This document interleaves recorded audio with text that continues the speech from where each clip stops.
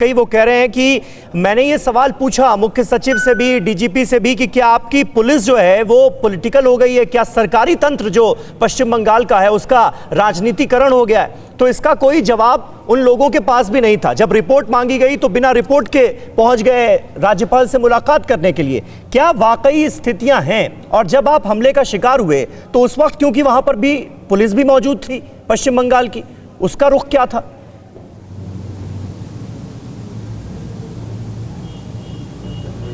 देखिए, पुलिस का ट्वीट कितना शर्मनाक है। इतनी बड़ी घटना हुई, लोग घायल हुए, सैकड़ों की संख्या में कार्यकर्ता घायल हुए। पुलिस का ट्वीट देखिए कि नड्डा जी सेफ पहुंच गए हैं, पर हाँ उनके पीछे जो काफिला आ रहा था उनके ऊपर कुछ हमला हुआ है। जबकि वो हमला नड्डा जी के ऊपर हुआ। नड्डा जी की गाड़ी इसलिए बची कि वो बुलेट प्रूफ थी। उसके पीछे मेरी गाड़ी थी, उसके पीछे मुकुलदा की गाड़ी थी, उनको हाथ में फ्रैक्चर हुआ, उसके पीछे राहुल दा की गाड़ी थी। सब गाड़ियाँ चकनाचूर हो गई। आप सारी गाड़ियों को आपने शायद शूट करके दिखाया, आपके पत्रकार जी बिल्कुल पत्रकार ने, और वो कह रहे हैं कि वो तो सब निकल गए, नड्डा जी को कुछ नहीं हुआ। मतलब बेशर्मी वाला ट्वीट पुलिस का। मैं समझता हूँ कि ऐसी पुलिस तो मैंने कहीं पर भी नहीं देखी जैसी बंगाल की पुलिस है। अच्छा, ये कैलाश जी, क्योंकि बंगाल की सियासत का जब हम जिक्र करते हैं तो ये रक्त रंजित सियासत जो है इसका एक लंबा दौर बंगाल ने देखा है। इससे मुक्ति कब मिलेगी? क्योंकि पहले हमने देखा लेफ्ट और कांग्रेस के बीच इसी तरह की सियासत होती थी, फिर उसके बाद लेफ्ट और टीएमसी के बीच शुरू हुई, और अब वो टीएमसी और बीजेपी के बीच वैसी ही सियासत नजर आती है। उधर से भी आक्रामक बयान दिए जाते हैं, इधर से भी उसका जवाब दिया जाता है। ये कब खत्म होगा?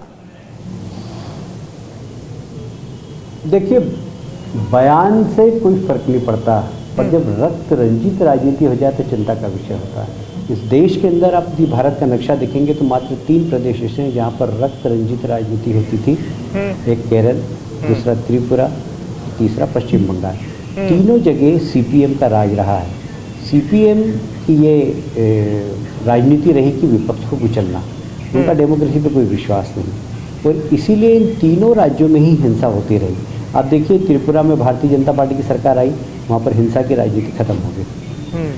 केरल के अंदर कुछ हिंसा की राजनीति कम हुई है। यहाँ पर टीएमसी के आने के बाद हिंसा की राजनीति सीपीएम से ज़्यादा बढ़ गई। मैं आपसे वादा करता हूँ, आपके माध्यम से आपके दर्शकों को विश्वास दिलाना चाहता हूँ कि रक्त रंजित राजनीति उस दिन से समाप्त हो जाएगी जिस दिन भारतीय जनता पार्टी की सरकार पश्चिम बंगाल में आएगी।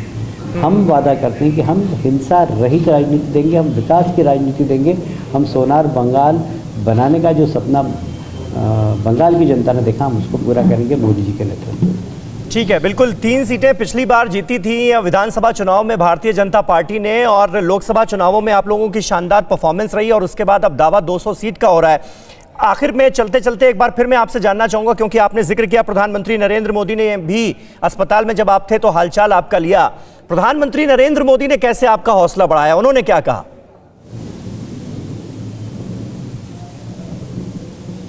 नहीं, उन्होंने कहा कि कितने लोग घायल हुए, और जो घायल है उनकी चिंता करना, उनका इलाज करवाना।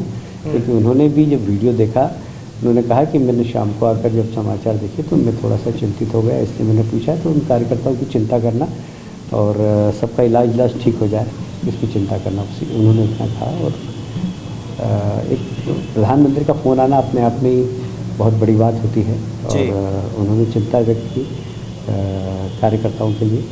निश्चित रूप से हम लोग उनके प्रति बहुत कृतज्ञ हैं।